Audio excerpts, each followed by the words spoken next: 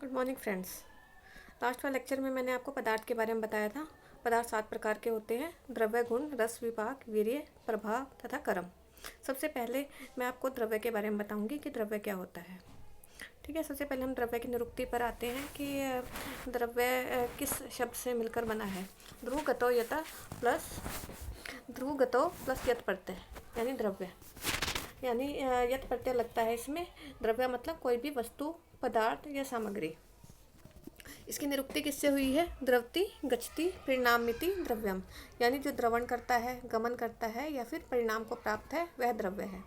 द्रवति गच्छति संयोग विभागादि गुणानिति व द्रव्यम, यानी जो गमन करे और संयोग विभाग में कारण हो, संयोग विभाग आदि गुणों से युक्त हो, वह द्रव्य है।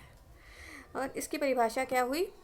यत्राश्रिता कर्म गुणा कारणम समवायी यत तद्द्रव्यम, यानी जिसमें गुण और कर्म आश्रित होकर रहें तथा जो अपने कार्यों के प्रति समवायी हो, उसे द्रव्य कहते हैं।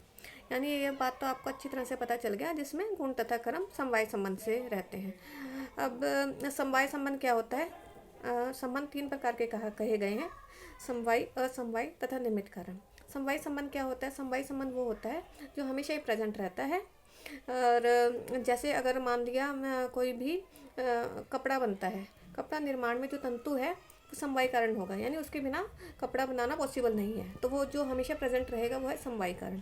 और समवाय कारण क्या है? तंतु का संयोग होना, यानी उसका पृथक भाव भी हो सकता है, वो पृथक भी हो सकता है, वो है असमवाय कारण। तो निमित्त कारण क्या होता है? निमित्त कारण वो होता है जो उसके मतलब उसके लिए हेल्प करता है, मतलब कोई भी कार्य होने में, लेकिन समवाय संबंध से नहीं रहता। लेकिन उसके जैसे कोई भी उसको उसके लिए व्यक्ति चाहिए या फिर डंडा चाहिए, ये सब कुछ निमित्त कारण में आता है। ठीक है, हम उसके परिभाषा तथा लक्षणों के बारे में बात कर रहे थे। तो और यानी हम क्या कहते हैं? समवाय कारण यत् संवेतम कार्यम उत्पद्यते तत् समवाय कारणम। इसमें भी यही कहा गया है कि जो अपने में समवाय संबंध से रहे और कार्य का आरंभक हो, उसे समवाय कारण कहते हैं। यानी गुण कर्म नोराश्रिय सब कार्यम प्रति समवाय कारणम तत् द्रव्यम भवति, यानी जो गुण और कर्म का आश्रय हो तथा कार्य के प्रति समवाय कारण हो, वह द्रव्य है। द्रव्य लक्षणंतु क्रिया गुणवत समवाय कारणम, यानी जिसमें इसका अर्थ भी यही हुआ, जिसमें क्रिया तथा गुण दोनों रहते हों तथा समवाय कारण हो, वह द्रव्य कहलाता है। और आचार्य चरक ने इसमें पंच महाभूतों के अतिरिक्त आत्मा, मन, काल, दिशा, ये चारों कारण द्रव्य भी बताए हैं, यानी उसने 9 प्रकार के द्रव्य बताए हैं। लेकिन सुश्रुत ने ओनली पंच महाभूतों का ही वर्णन किया है, क्योंकि जो आत्मा, मन, काल, दिशा, ये तो सभी निमित्त कारण है। यानी अभी आपको इसकी परिभाषा से पता चला गया, यत्राश्रिता कर्म, यानी जिसके आश्रय क्या है? कर्म। और यत्राश्रिता गुण, मतलब जिसके आश्रय है गुण, और जो समवाय कारण हो, यानी जो समवाय संबंध से रहे। तो इसके लक्षण क्या होंगे?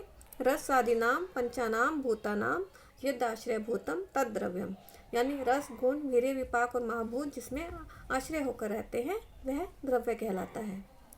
रसो गुणस्तथा वीर्यो विपाक शक्तिरेव च पंचानाम य समाहारम तद्द्रव्यमिति कथ्यते, यानी रस, गुण, वीर्य, विपाक, प्रभाव और महाभूत जिसमें आश्रित होकर रहते हैं, वह द्रव्य कहलाता है। द्रव्य में रसादिनाम श्रेष्ठम ते ही तदाश्रय पंचाभूतात्मकम तत्तु क्ष्मामिष्ठाय जायते, यानी द्रव्य में इसमें क्या बताया है? द्रव्य को रस आदि से श्रेष्ठ सिद्ध किया है, क्योंकि रस, गुण, वीर्य, विपाक, प्रभाव आदि द्रव्य में आश्रित होते हैं, लेकिन ये पंचमहाभूत से बना है और पृथ्वी का आश्रय लेकर उत्पन्न होता है। ठीक है, नेक्स्ट वाले लेक्चर में हम द्रव्य के पंचभौतिकत्व के बारे में पढ़ेंगे। Thank you.